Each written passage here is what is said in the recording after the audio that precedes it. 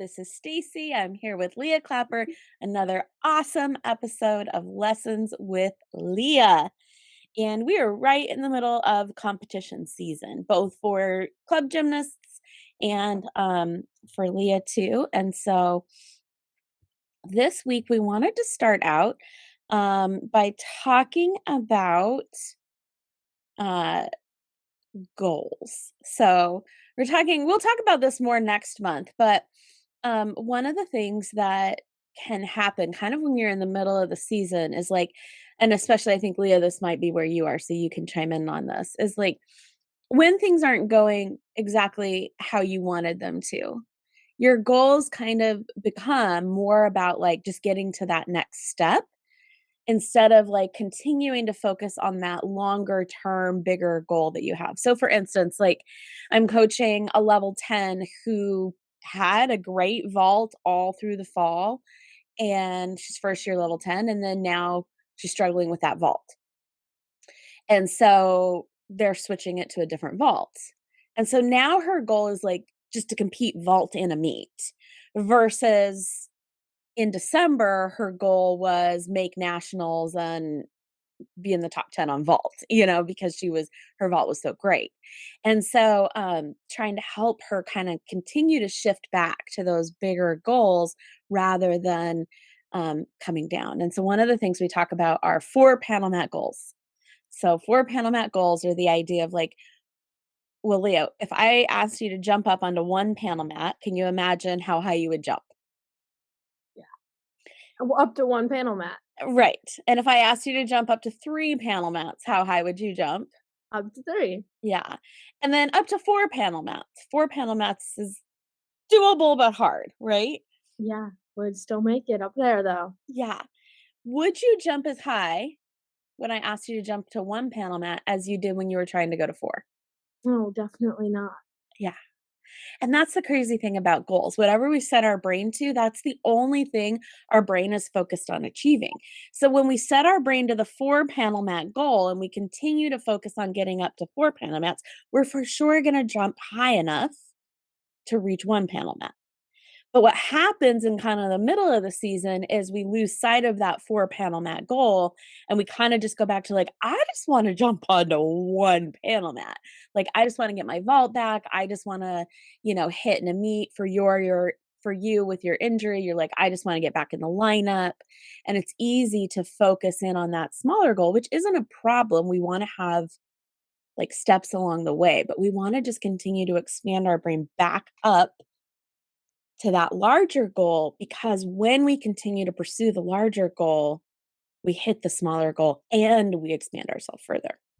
Definitely, and when you just said that, there's so much clarity in my mind, and we talked a little bit after our last recording about this, so I feel like I got a head start on setting my sights back on those big goals, but Yeah, at the what has that been like for you this last week thinking about that? it's been really energizing, and I see a shift in my attitude in the gym just because I'm reaching for more. At Yeah. the beginning of season, before it started, I had my sights on getting multiple 10s, becoming an All-American on beam and floor, and doing great things for the team all season long. And every week that I didn't get to compete the first 2 because I was letting my ankle heal, but after that, like, I was doing full routines again, so I was ready to be back out there, but since I needed to build back up for a couple weeks and wasn't hitting my routines as sharply and confidently as I needed to break back into the lineup, it started feeling like, those goals were slipping away, or they were getting more difficult to achieve because I have less time every time a week goes by and I didn't get to actually be out there on the competition floor. And so my goals, it's like, oh, forget about those goals I set at the beginning. Now let's just make it a goal to compete. Like Yeah, at least totally. a few times during the season. And by doing that, it kind of pushed me into the mindset of just going through the motions and doing the minimum of what I needed to do in the gym to show more consistency and just show that I'm, like, ready to be back out there as opposed to, "Hey, I'm Leah Clapper. I am a trusted competitor. Like, when you put me in the lineup, like, I know I've got it. And I'm consistent, I'm strong, I'm powerful." All these things that I like to tell myself and hopefully believe that I am kind of started slipping away. And I was just thinking, like, okay, I'm good enough to do a routine out on the competition floor. But I was able to, once I realized that I had just reduced my goals in the effort of giving myself some grace and evolving with the circumstances that I was in, flipped it back to I still want to get tens. I still want to be an All American, and now I would have to achieve that by getting in the top 8 at nationals. But hey, that's still possible. It's not nationals yet. And there's still 8 weeks left of season, 7 weeks now, I think. I don't know, enough time to get a 10. And it's definitely gonna be a lot of work because first I have to break into the lineup to have those opportunities. But if I'm striving in the gym towards those 10.0 routines and l trying to reach perfection and excellence, I'm gonna be so much better just from a routine standpoint Right. than I would be if I was just thinking about get in the lineup. And this week, focusing back on that 10, like, who cares if the coaches put me in or not? I still have a 10 routine that I can do. And I'm just so much sharper and better because of that shift in perspective and Yeah. still reaching for those North Star goals, you called it last time Yeah. talked, and I love that analogy. Yeah. So let's do a intentional thought model with the result of getting a 10. Choose an event for me, floor or beam. Being Okay. So our result is we want to get a 10 on beam. So what are all the actions that we need to take in order to achieve that result? So I need to have a sharp and confident posture and body language. I need to jump big on my back handspring, use my arms, stay focused like one skill at a time. I need to arch my back in my layout so that they have a good rhythm instead of going straight up and down. I need to be sharp when I land. For my full turn, I need to keep my core tight and s- take a breath, stay calm.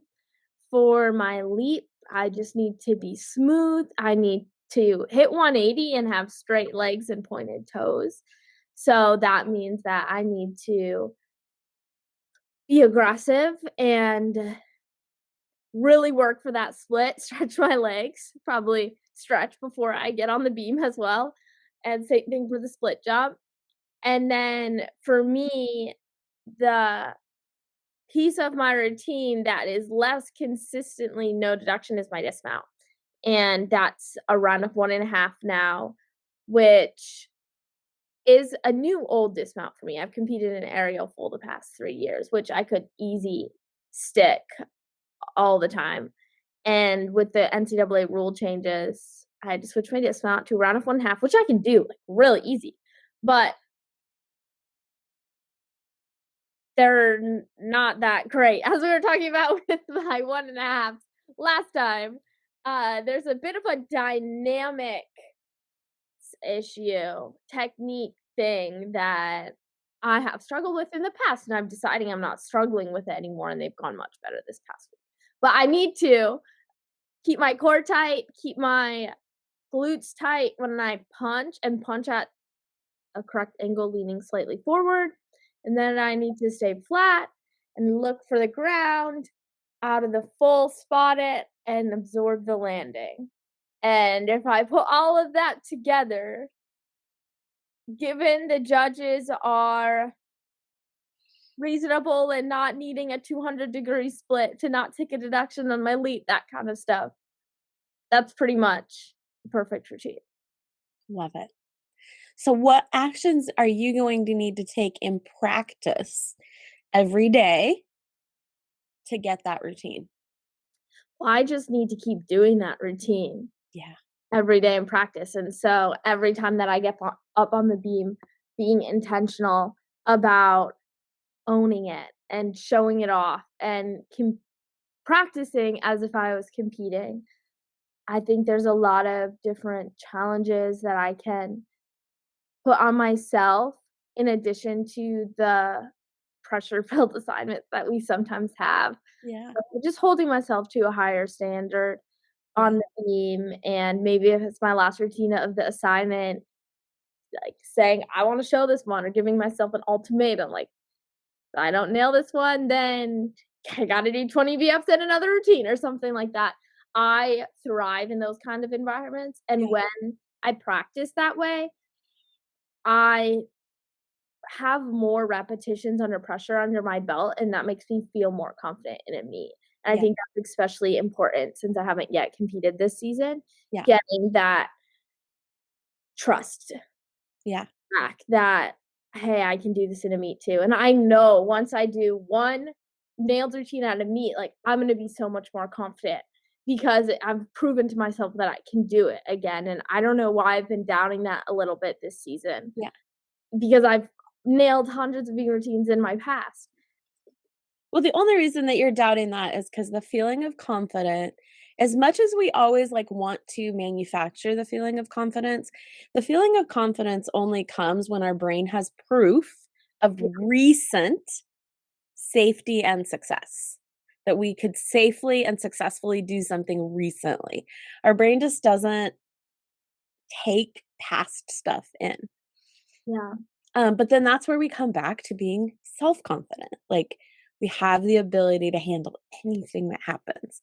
We have the ability to deal with any emotion. We can trust ourselves to do what we say we are gonna do. We've proven through this time that we can trust ourselves. So even when we don't get up and feel the same level of confidence, which is but here's the thing, our brain likes to play tricks on us, like, "Well, yeah, but you've done it at a meet, but that was a conference meet, not like, our brain, like, likes to find reasons that we can't count to that to feel confident that's so anyways.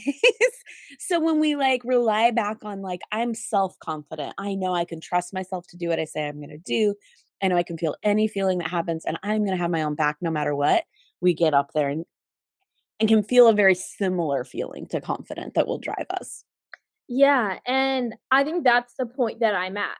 I Yeah, can clearly do my routine, I do it every day in practice, and yeah, I mean, I know I've done it before, so there's nothing stopping me from doing it again, but it's that fact that I haven't nailed it at a actual meet since nationals last year, yeah, and that's just a long time frame for my yeah, brain to yeah, trust, and yeah, that makes me feel better because it makes it feel normal that I'm a bit nervous, and hey, that doesn't mean anything, like, yeah, I nail 95% in the gym, so yeah, I probably will at the meet too, and just being able to trust that and my abilities in my gymnastics, even though, it's been a minute since I've yeah, actually competed, and I've also done warm-ups at the past many meets, yeah. and warming up in the competition environment, so it's like, I can do it on the competition beam, like, Yes. I can In the arena during yeah, yeah. during warm up, which I also think is beautiful in terms of what we've talked about of, like, previously, like, struggling with warm ups. Now you're getting where, like, warm ups are, like, beautiful and awesome every time.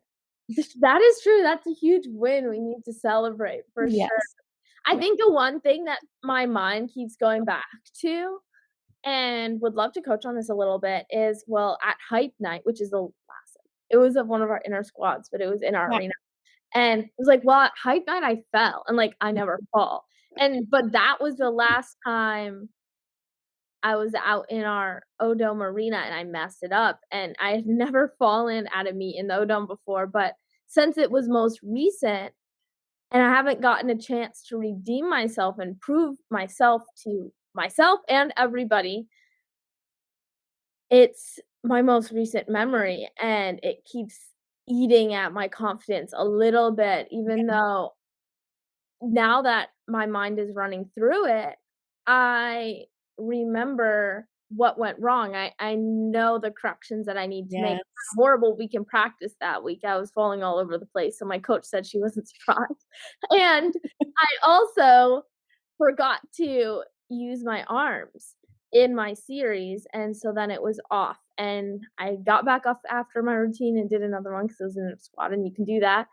But it just brings those thoughts in my Yeah. head that, "Oh, well, what if you can't nail under pressure anymore?" Yeah. And when that comes out of my mouth that loud right now, I'm like, "No," but it still pops up in my You just made such a great thing, or, such a great, like, evidence of, like, what we teach all the time.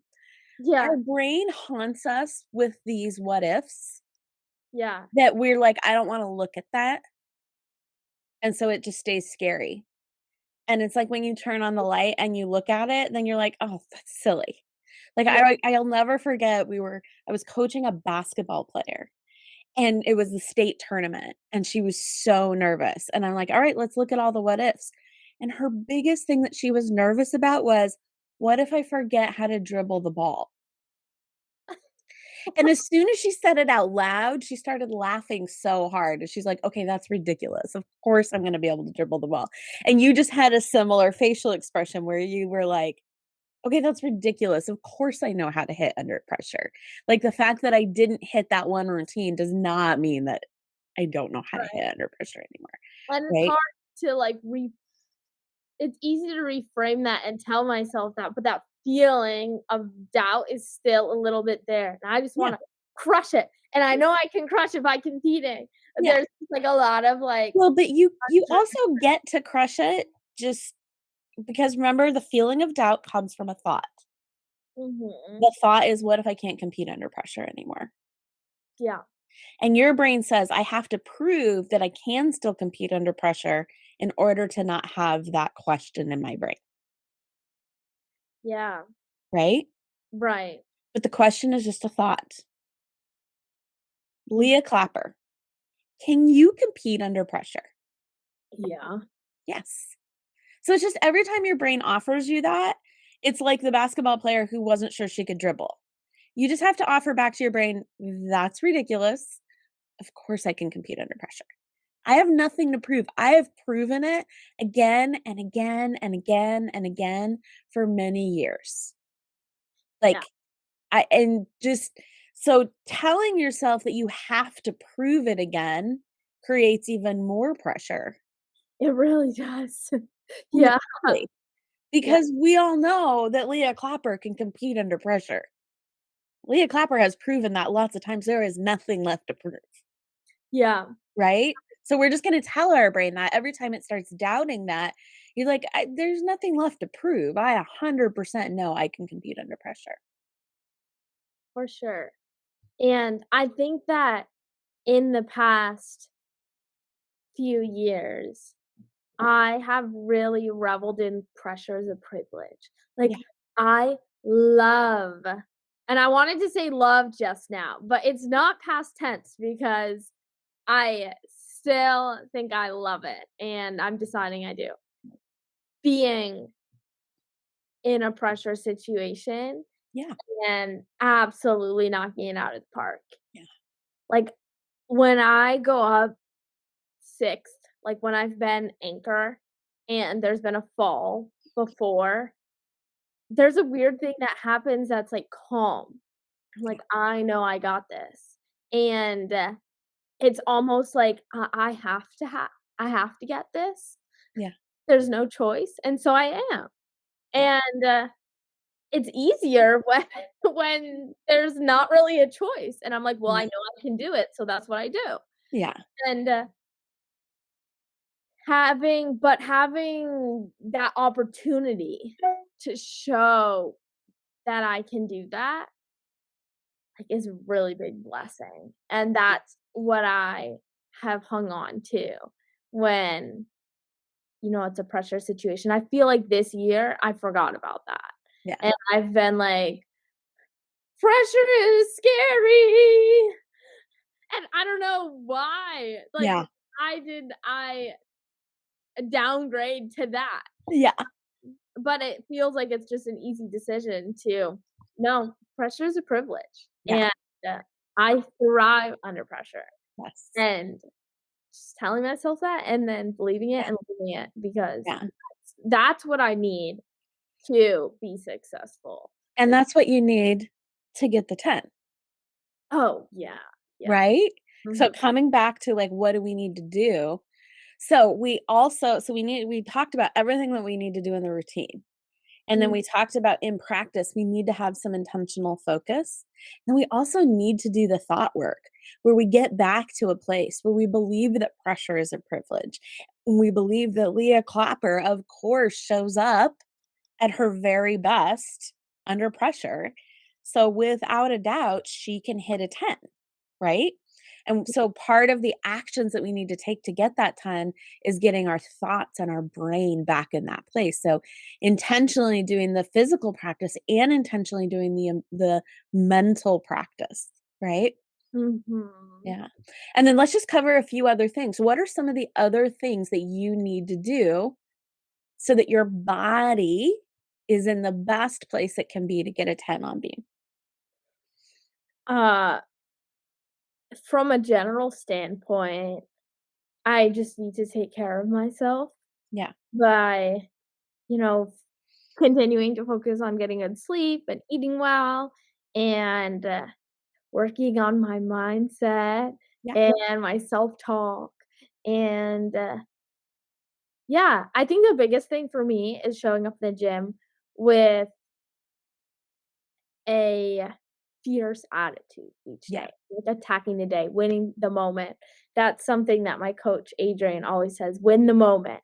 Yeah. And I've turned that into my mantra a bit this past week, and just showing up to the best of my abilities because I love gymnastics, and, I mean, why not do Yeah. that? There's no point in showing up to the gym with a negative attitude or, "Oh, I have to do this. Oh, I have to do that. I'm just ready for practice to be over, have gone well, so I can go home and eat dinner and get the schoolwork done that I need to get done." Um, I mean, I have to be there, so I might as well enjoy it, and that's something that I've always said to myself. Um, but gymnastics is also really fun, and I love gymnastics, and just being in the gym every day with my friends and my coaches is really something to be so grateful for, Mhm. and I have a new chance each day to do great things Yeah. for myself and my team to make us all proud, and, like, why not have that attitude? And I do so much better. Like, yesterday, my coach said, "Ooh, you're bringing the pizzazz today," and, that's how I felt like. Yes. I just had all this energy bubbling out of my ears, which of course not every day is gonna be like that, Yeah. but as much as we can, bring that attitude Yeah. and just go better. Yeah. So, Well, that's and our topic for the month in our program is enjoy the journey. Mhm. Because gymnastics, I mean, it feels it's kind of like how parents always talk about kids, like, the years are short, but the days are long. Like, gymnastics feels long, but in the scheme of your lifetime, it's very short. And, yeah, and so and even for you, this is your final season, like, literally, like, savoring every day, Yeah. enjoying every day, being able, um I remember Michaela Skinner and I were coaching through her final Olympic push for that last time. And she Yeah. was so like, I just want to get through it. I just got to get through nationals and then there's trials. And then I'm like, but this is your last nationals ever. Like, what if we had fun? What if we savored every minute? And so she like shifted her focus to just being like, I want to savor every practice. I want to savor every flip. I want to savor every um everything that I do because I love doing this. And this is my last time I'm doing it. And so like I think for you, even being able to bring that, like, yes, I want to be going for like perfection, perfect 10 every single time in practice, but I also want to really, really enjoy and savor every practice. Yeah. I think this year I've been doing a really good job of, like, bringing a playful attitude into the gym. Even since last season, all summer long, fall long. I think it was a bit hard when I jammed my ankle and had to take it to couple weeks slow, and then just bringing in a lot of the stress of, like, this isn't going how I wanted it to go, all the things, um was a little bit of a waiver to my enjoying the Yes. journey Yeah. process, but I feel like I can be back to it now. Yeah. In the past couple weeks, I've definitely been enjoying myself in the gym more. One thing that I think is really interesting is it's almost easier when something is like the end of a journey and you know it is, um, to be like, "Oh, well, if I don't enjoy it, it's gonna be easier when it ends, because then Yeah. Yeah. I'm gonna be glad it's over." Yeah. That's such a weird thing, but I think Very common. Yeah. it's so emotional that, like, I love gymnastics so much, but there's somewhere in the back of my brain that's like, "Well, if I hate it for the next 2 months, then I'm gonna feel okay and relieved when season is over." And I so it's like this subconscious thing, but I love gymnastics so much, and I know I'm gonna be so sad when this season is over, and I'm already sad about it, Yeah. and it's just especially relevant because it's senior week, but I also know that I can deal with those emotions then, and, like, I need to I like, looking back from the future to now, like, I'll be so much more glad that I enjoyed my last few months instead of just trying to get through it. And I am keeping reminding myself of that. Yeah. Excuse me. Well, it comes back to what we talked about before, like the failing ahead of time. Yeah. It's that same we think if I start like if I so we talked about it in the light of like if I assume I'm not going to do well at this competition, then I won't feel as disappointed if I don't do well. But all that happens is we end up just experiencing disappointment, frustration, sadness longer because we still experience it just as much then. Like you're gonna be sad at the end of your gymnastics career, and that's okay because that means that it was something that you loved, and that's part of life that when we move into new chapters, there's that part that's hard of, like, leaving behind a chapter that we loved, but it's gonna be hard, and so, like, pretending that if you just, like, hate it now, it'll be less hard, it's like, it's not true, and then it just makes you have a negative experience longer, Yeah. And I you think know? that goes for, like, every season as Yes. well. Like, I know we're talking about this as a NCAA senior, super senior, but I felt that throughout my gymnastics career of, Yes. like, because season is hard. Yes. It's long, it's grueling, you have to do a lot of routines, and especially, like, the last stretch before the last couple meets when they're more spread out, it can be a little bit tough to stay motivated and not Yes. looking forward to after season when, "Oh, I just get to work on new skills again and play around in the gym," and the grass is always greener on the other side, and it sounds so good. Um, but being able to stay present in season is something that I think we all have to work on, but it's so Yes. worth it in the Yeah. end. 100%. Yeah. And we're heading into the time where it's the hardest to stay present, right? When we start moving into the bigger meets at the end, it's a little easier because you have another renewed motivation. Right now it's kind of that middle ground that's a little more tiring and a little more the grind, but learning how to, like you said, bring play, bring joy, bring fun into the experience and just enjoying being there with your friends, enjoying being able to flip. I was coaching That's a girl yesterday who has a block on her random back handspring back tuck. And I'm like, what do you love about gymnastics the most? And she's like, flipping. And I'm like, yes. So, like, let's enjoy flipping again instead of being like so stressed out about it.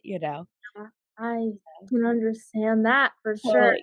And I Okay. think that's a weird, this season has been weird for me. It hasn't been like 100%. any other in the past, and, every season brings new lessons, and that's Yeah. how you grow. I also feel fresh at this point. Usually at this point during season, it's, like, exciting, but it's also getting to the point of it's getting exhausting, and I Yeah. know at the beginning of season, we talked about wanting to feel like myself through season and not feeling super uptight about everything and getting into this funk of just tiredness and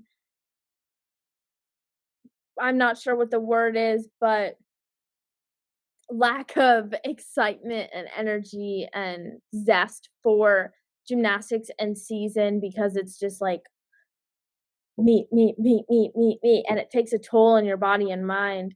And I feel that this season, I've felt like myself. And I'm not sure if that has to do with the habits outside of the gym or how the attitude that I've been bringing to the gym or the fact that I just haven't competed yet this season. And so it feels like I'm just starting the season. Uh, or I just haven't drained my emotional capacity from, like, the meets Or yet. maybe you've been doing the mindset work to keep yourself in that right mindset. True. I think I have a unique strength that I'm feeling fresh right now, which Yes. is, maybe a little bit unlike some of the other college gymnasts out there. Uh, but Yeah. also, I wanted to give a little update before we sign off about what we talked last week because we went through a whole coaching session on my 1.5. Wait, really quick, before you do that, I wanna finish off our unintentional model. Oh, So yeah, to get yeah, a 10 our intentional model, to get a 10, we're mhm. gonna do all the things in our routine.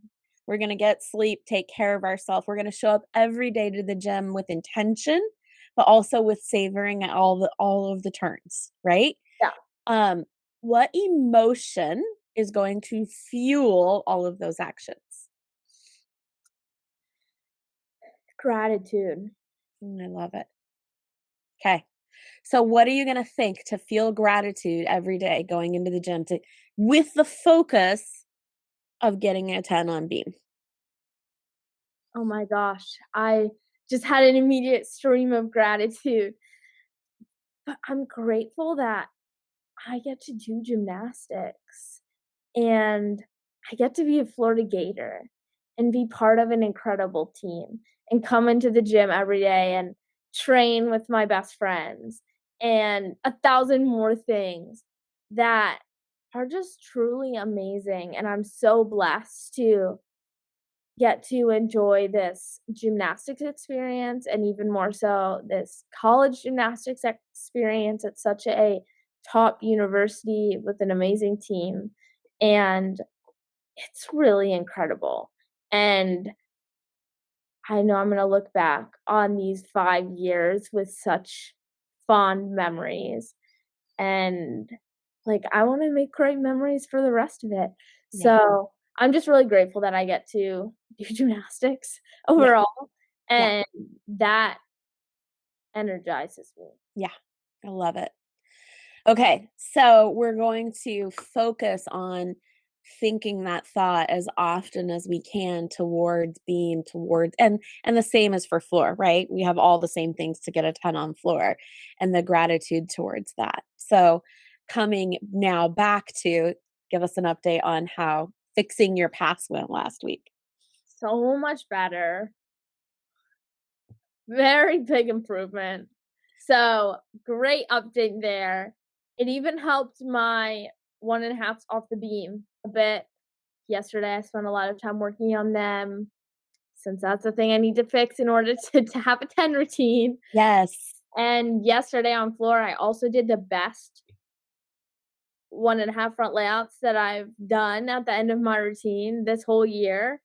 And I even kept my feet together, which is very important and also uncommon for me. Yes. So much better. I think What maybe thoughts fueled that? I was telling myself to own it and win the moment, and also those corrections that we were talking about last week, most importantly, the punch of the round off. Before I went for my past, I was almost doing a mini visualization in my mind of how it was gonna go before I started running and getting that feeling in my mind of how I wanted the punch to be and the whole skill, and that seemed to happen because I would think about how I wanted to feel and then I would go, and that's how it was feeling. So that worked really well, and, I just need to stay consistent on that. Maybe it's not as good as, some of my teammates' 1.5 front layouts, but it's getting there, and I need to celebrate the small wins of improving it and not having built-in deductions, and we can tackle that comparison hurdle next week. Yes, let's tackle that next week for sure. Um, but before just a quick thing on that, does it need to be as good as your teammates, or does it need to be as good as it needs to be to get a 10? Well, it kinda needs to be both. Okay. Yeah. Because I need to be as good, if not better, than my teammates in scoring potential and consistency Right. to get the chance to do floor at a Yeah. meet, Yeah. which I need But to do to get it. but if it has the potential to score a 10, you are there. Even if like theirs is maybe a little higher, as long as it's a 0 deduction pass. I guess you're right about that.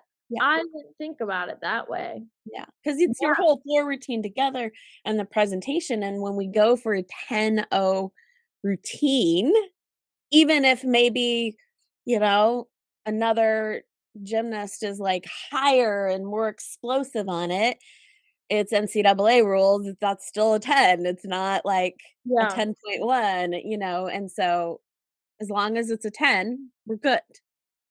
that is true because if we can all do 10 routines, then, you know, Yeah, that's good, and I'm proud of myself for that, so yeah. cool. But also proud that you made such huge corrections. And I wanna even say, at this point in your career,